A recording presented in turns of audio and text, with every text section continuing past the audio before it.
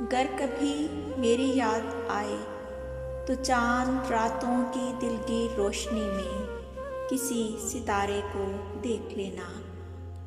अगर वो नखले फलक से उड़कर तुम्हारे कदमों में आ गिरे तो जान लेना वो इस्तारा था मेरे दिल का। मगर ये मुमकिन ही किस तरह है कि तुम किसी पे निगाह डालो तो उसकी दीवारें जाना टूटे, वो अपनी हस्ती ना भूल जाए।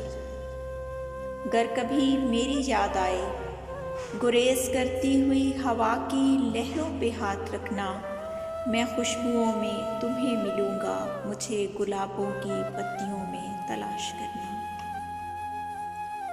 मैं ओस कतरों के आईने में तुम्हें मिलूँगा। अगर सितारों में, ओस कतरों में, खुशबुओं में ना पाओ मुझको तो अपने कदमों में देख लेना। मैं गर्द हुई मुसाफतों में तुम्हें मिलूँगा।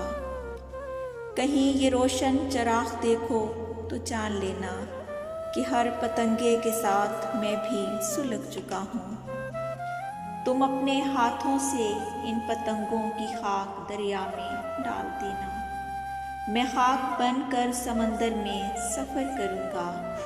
कभी न देखे हुए जजीरे पे रुक के तुमको सदाएं दूँगा।